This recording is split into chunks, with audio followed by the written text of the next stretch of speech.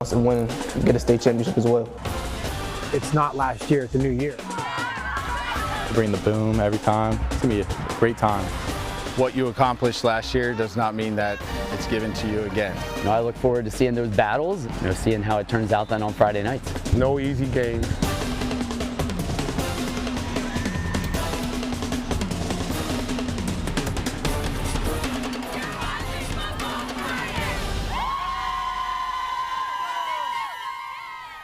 Well, the chill in the air this week has certainly contributed to the hype. High school football is back in the Susquehanna Valley, as this time tomorrow, the students, the parents, the cheerleaders, and the bands will be filling the stands once again. Welcome to our Football Friday Countdown special right here on WGAL.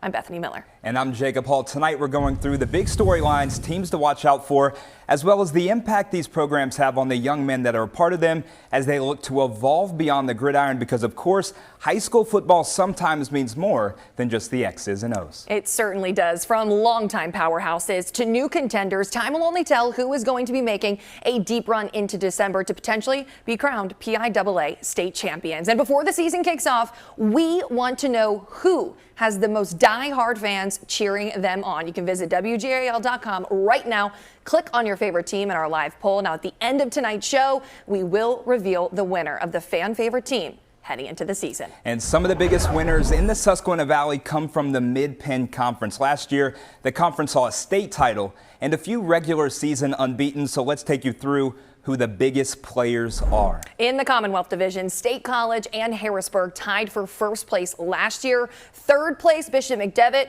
actually went on to win it all when the chips were down in the playoffs. In the Keystone, Mechanicsburg's undefeated season was enough for a division title, followed closely though by Shippensburg. Hershey and Lower Dauphin meantime are looking to make up some ground in the standings. Let's go to the Capital Division now. Things start to get interesting. Juniata and Steel High shared the title last season, with the latter squad seeing a bit of a dip in their move to Class 2A. They missed out on the usual title town glory. We'll have more on them in just a bit. Now the Colonial Division, Trinity was last year's champs, but Hershey and East Pennsboro will be following closely behind. Some other highlights here are Susquehanna Township and West Perry, Big Spring and Boiling Springs are also in the mix.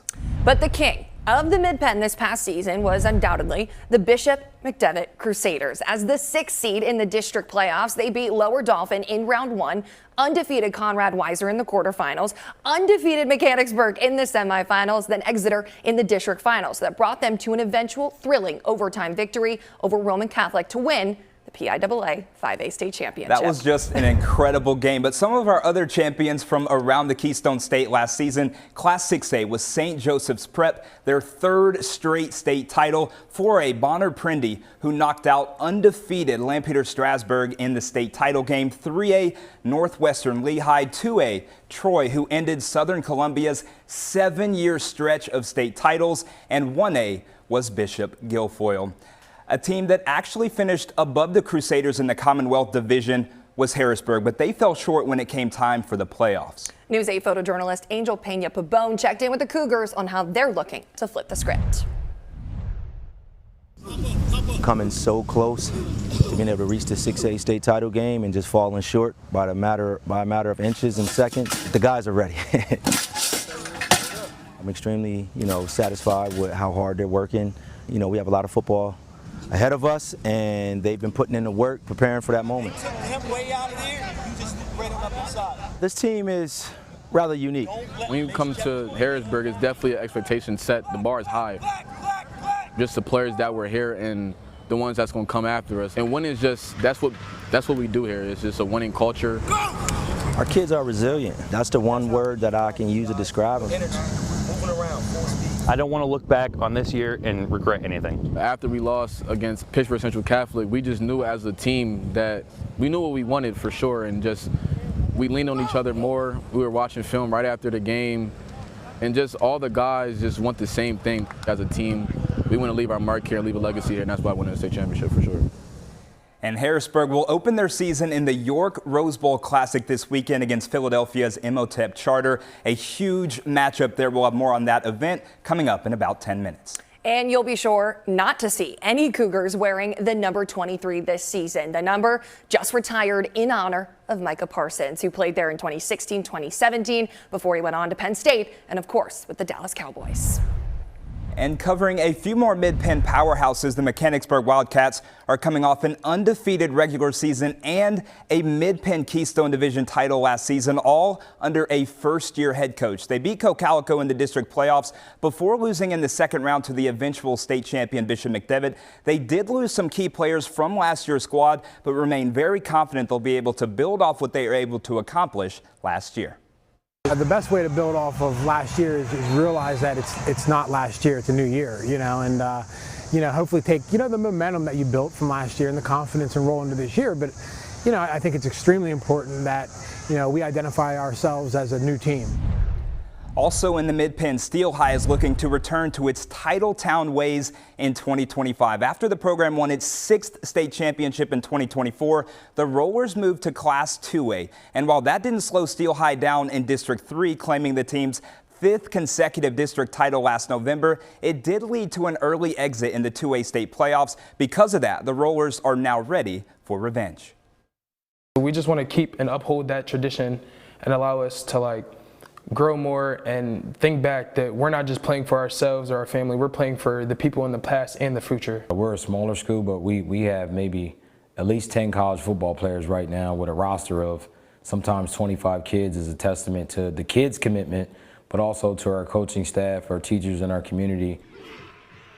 And because the Rollers' home field was deemed unplayable, Steel High will host home games at a number of different sites. We'll let you know where coming up in just a bit. So now it's time to cover the L's. Even though a lot of W's are expected this year, it is the Lancaster-Lebanon League, seeing a few programs trying to challenge the Mid-Penn for Susquehanna Valley supremacy. All 5 section champions went undefeated in their divisions last year. In Section 1, Wilson beat out Manheim Township for the title, but expect the Blue Streaks to come back hungry this year. Section 2 saw the Conestoga Valley Buckskins beat out Exeter and Ephrata. Section 3 sees more Berks County dominance as Conrad Weiser took the title, with Cocalico and Warwick taking silver and bronze respectively. Manheim Central saw a slight decline last year, finishing 1-5 in division play after previously being Section 2 champions. We'll see how that all changes this year. Well, Lampeter Strasburg is coming off an undefeated regular season, easily taking Section 4. More on them in just a bit. And locally, Elko looking to have a nice rebound season. Finally, let's go to Section 5. Schuylkill Valley, the champs there, with a 2-way tie for second shared between Lancaster Catholic and Berks Catholic. So let's zero in on a school our Football Friday crew frequented quite a bit last season. The Lampeter Strasburg Pioneers put together the best season in program history. Undefeated regular season, an overall record of 14-1. But that lone loss came in the program's first state championship appearance in the 4A final against Bonner Prendergast. With a new season approaching, the slate wiped clean. Along with the loss of a talented senior class, this new 2025 PIO squad ready to cement their own legacy. It's hard to move forward and not look back whatsoever, but we can build off that. We can use have the pieces that we had last year that we bring back, but it's the mindset coming forward is new team. We haven't won anything yet. Everybody talks about how many guys we got to replace on both sides of the ball. If you go back 2 years ago to the start of last season, very similar. We replaced almost as many kids on both sides of the ball going into the beginning of last season. Fortunately, our kids, we try to get kids tons of reps in practice to try to get them ready, prepared for a Friday night, and if they have opportunities to go in key situations and roles, they do that. Well, like we mentioned, the Blue Streaks of Manheim Township are going to be hungry this year. They fell to Harrisburg in the District 3 6A semifinals this past season, so they're likely to have a bit of a chip on their shoulder this season. And Township fans, they should stay tuned, because coming up in about 15 minutes, you can see how the team is even learning how to save lives by learning about what to do in the event of a cardiac arrest. We've got even more that you won't want to miss. 2 cities, 2 teams playing away from home this year. We'll tell you why some historic programs are being forced to play their home games not at home. To be here that long, but also to have that type of respect and also be around a great group of kids, it means the world. Controversy. What Susquehanna Township's head coach has to say about a very tumultuous offseason when it came to his future. All that and more as our Football Friday Countdown special continues. Don't go anywhere.